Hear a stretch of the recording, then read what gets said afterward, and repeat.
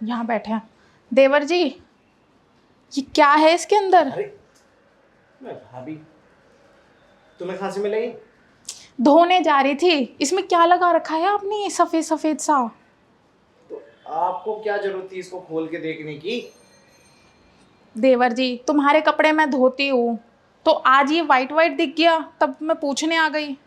मैंने आपको कितनी बार बोला भाभी, ये अंडर आर्म्स वगैरह मेरे ऊपर छोड़ दिया करो। आपको क्या जरूरत है धोने की? लो, अब तक धोती ना आई हूँ। अब भाभी मैं बड़ा हो गया, पहले जैसा नहीं रहा, समझ गई ना?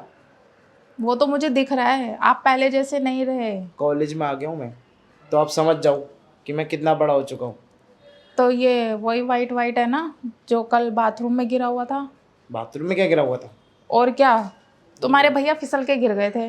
हाँ? हाँ। मैं वो पानी डालना भूल गया था मैं।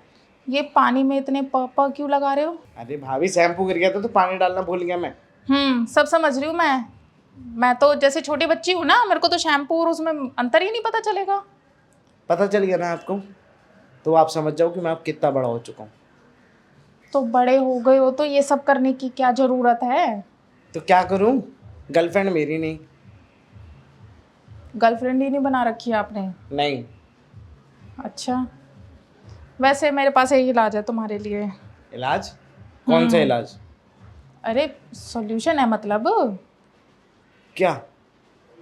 अब इतने भी भोले मत बनो।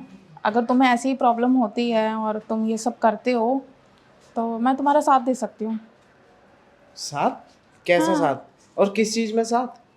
अब इतनी भोले मत बनो। देखो, तुम्हारी इकलौती भाभी हूँ, तो तुम्हारा इतना तो साथ दे ही सकती हूँ ना। हाँ, लेकिन भाभी, अगर ये सब चीज़ें भैया को पता चली तो?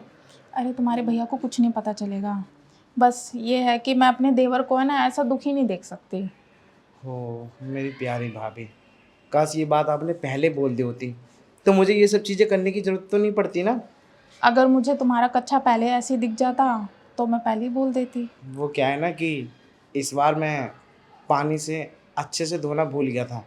अब मुझे अगर ऐसा पता होता ना कि आप देख लेंगे, तो वो तो मैं कब का धो के साइड कर चुका होता। अरे नहीं नहीं, अच्छा हुआ ना मुझे दिख गया, तो पता चल गया ना मेरे देवर जी अब बड़े हो गए हैं, जवान हो गए हैं, अच्छा, तो उनका पप्पू भी बड़ा हो गया होगा। तो आप इसी चीज़ का इंतजार कर रही थी क्या?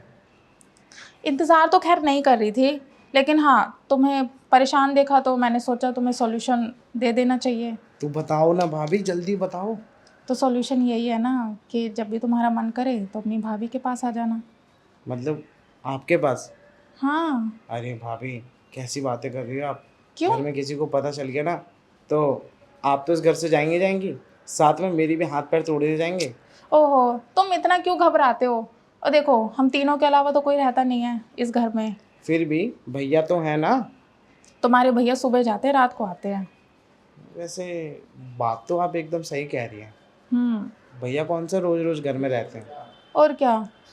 तो क्या कहती हो आप?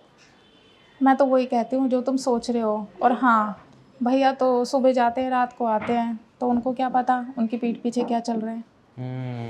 ये तो बात आपकी एकदम सही है। तो क्या सोचा है आपने? यही सोचा है कि आपको सल्यूशन देना है अच्छा वाला, और आपको दुखी नहीं होने देना। और दूसरा ये, जब तक आपकी गर्लफ्रेंड नहीं बन जाती तब तक मैं आपका साथ दूंगी। पक्का?